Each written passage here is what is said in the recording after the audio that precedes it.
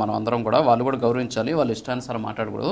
ఒకసారి నేను జగన్మోహన్ రెడ్డి గారు ఈ స్థానిక సంస్థల ఎన్నికలకు సంబంధించి ఏకగ్రీవాలకు సంబంధించి ఏం మాట్లాడారు అంటే అందరికీ తెలియాలి, నాట్ ఓన్లీ మనకు, సో చూసే వాళ్ళకి కూడా తెలియాలి కాబట్టి ఒకసారి ప్లీజ్ అది ప్లే చేయండి. ఎక్కడైనా ఏకగ్రీవం జరిగింది అని అంటే మాత్రం దాన్ని నేను చాలా సీరియస్గా తీసుకుంటాను.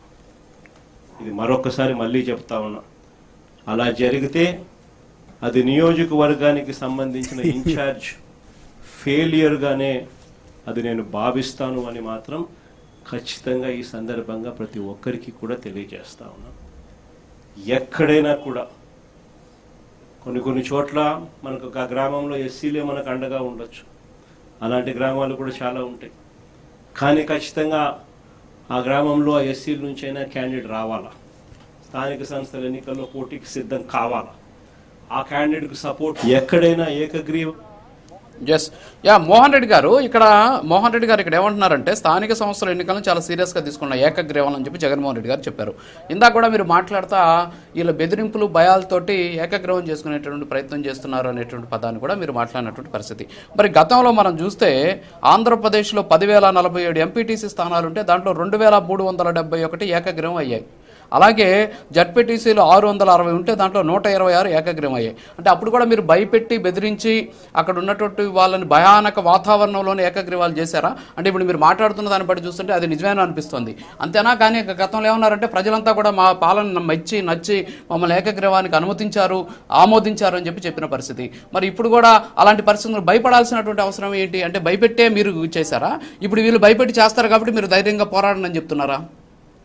రాజుగారు, మీరు చూసినారు పులివెందల మన ఎలా జరిగింది అనేది మీకే తెలుసు. పులివెందల్లో 500 మందిని ఒక్కొక్క పంచాయతీకి పోలీసులు దించి 2,000 మందిని బైండ్ ఓవర్ చేసి అక్కడ నియోజకవర్గంలో ఒక్కడిని లేకుండా చేసి వైఎస్ఆర్ కాంగ్రెస్ పార్టీ పులివెందల్లో జగన్మోహన్ రెడ్డి గారి నివాసం ఉండే ఇంటికాడికి డిఎస్పీని పంపించి వెపన్ తీసి కాలుస్తా నా కొడకల్లారని ఎదురికి మాట్లాడిన మీ హయాంలో 2,371 ఎంపీటీసీలు అలాగే 126 జడ్పీటీసీలు ఎలా ఏకగ్రీవం అయ్యాయి? మీరు పదే అదే ఎత్తి చూపించిన వైఎస్ఆర్ కాంగ్రెస్ పార్టీ 151 సీట్లు వచ్చిన తర్వాత ఎన్నికలు జరగాలనుకున్న తర్వాత ఎన్నికల కమిషన్ అప్పుడు పోస్ట్ పోన్ జరిపించిన తర్వాత స్థానిక ఎన్నికలు, ఆ తర్వాత కరోనా రావడంతో 2 సంవత్సరాలు కరోనా వచ్చిన తర్వాత తెలుగుదేశం పార్టీ నాయకులు 3 సంవత్సరాలు ఈ ఫస్ట్ సంవత్సరం 2 సంవత్సరాలు పోయి తెలంగాణ రాష్ట్రంలో పడుకున్న తర్వాత ఈ రాష్ట్రంలో కార్యకర్తకు దిక్కే లేదన్నప్పుడు జగన్మోహన్ రెడ్డి గారు ఈ రాష్ట్రంలో ఉన్నటువంటి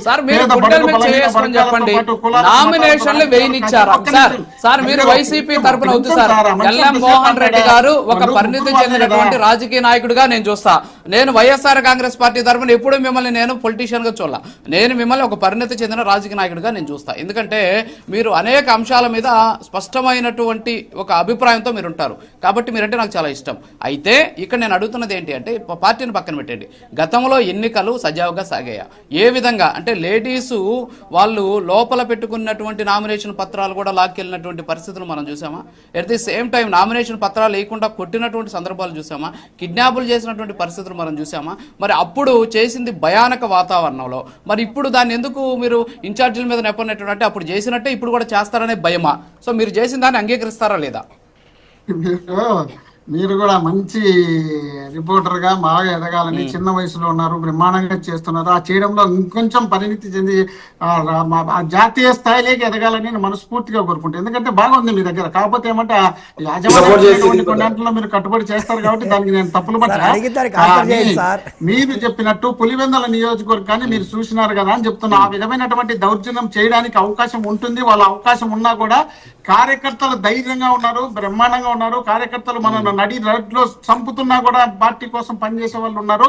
మీరు ఎక్కడే కానీ అలసత్వం చేయొద్దు అనే ఉద్దేశం మాదైతే, ఆ రోజు కరోనా వచ్చిన తర్వాత వీళ్ళు రాష్ట్రం వదిలిపెట్టి రాష్ట్రం మాకు సంబంధం లేదని బయటకు వెళ్ళిపోయిన తర్వాత జాతీయ నాయకులు, అంతర్జాతీయ నాయకులు, సినిమా స్టార్లు అందరూ బయట వెళ్ళిపోయి తెలంగాణ రాష్ట్రంలో తల దూర్చుకుంటే మనం ఆంధ్రప్రదేశ్ లో ప్రజల కోసం దగ్గరికి వెళ్ళి మనం కూడా కరోనా అంటించుకుని మన నాయకులు కూడా చనిపోయినటువంటి సందర్భం ఉన్నప్పుడు రాష్ట్ర ప్రజలు ఏమనుకున్నారంటే ఎక్కువ చోట్ల వైఎస్ఆర్ కాంగ్రెస్ పార్టీని గెలిపించాలి, జగన్మోహన్ రెడ్డి గారు లాంటి నాయకుడు రాష్ట్రానికి కావాలి, ఇలాంటి నాయకత్వం ఉన్న చోట మనం పోటీ చేయడం కన్నా చేయించడమే గురించి ఎన్నికల్లో మీరు గెలవడాన్ని ఖచ్చితంగా ప్రజాభిప్రాయం ప్రకారమే చూస్తాం. ఏకగ్రహం గురించి చెప్పండి నాకు. ఏకగ్రహం కూడా ప్రజలే చెప్పేశారా సార్ మేము ఎన్నికల్లో పోటీ చేయాలి, ఎవరు పోటీ చేసేదానికి లేదు, వైఎస్ఆర్ కాంగ్రెస్ పార్టీ నాయకులు మాత్రమే పోటీ చేయాలి? ఒక్క నిమిషం నేను హిందూపురానికి పరిశీలకుడుగా ఉన్నా. రాజు గారు బాగా వినండి, హిందూపురానికి బాలకృష్ణ ప్రాతినిధ్యం వహించే నియోజకవర్గానికి స్థానిక ఎన్నికల్లో నేను పరిశీలకుడుగా నేను వెళ్ళిన తర్వాత అక్కడ ఎలక్షన్ చూసినప్పుడు స్టార్టింగ్ దశలో ఏమనిపించిందంటే మనకు 37 ఉన్నాయి, 37 కాను 15, 16 వస్తాయేమని అన్నట్టు నాకు అనిపించింది. తర్వాత జనంలోకి తిరిగిన తర్వాత జనంలో పోయి కలిసిన తర్వాత మాకు 31 మాకు వచ్చిన 6, 7 అంటే 6 కలిసి వాళ్ళకు ఒకటి కమ్యూనిస్ట్ కు 5 వీళ్ళకు వచ్చినాయి. అక్కడ వచ్చినటువంటి బీజేపీకి అలాంటి సందర్భం ఉంది కాబట్టి రాష్ట్ర ప్రజలు జగన్మోహన్ రెడ్డి గారి నాయకత్వాన్ని బలపరిచినారు కాబట్టి కుప్పం నుండి, హిందూపూర్ నుండి, మరి ఇక్కడ భీమవరం నుండి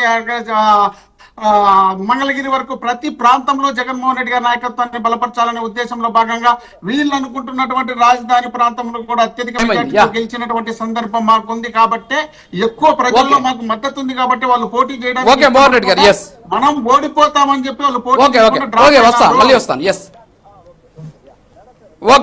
డన్. ఓకే.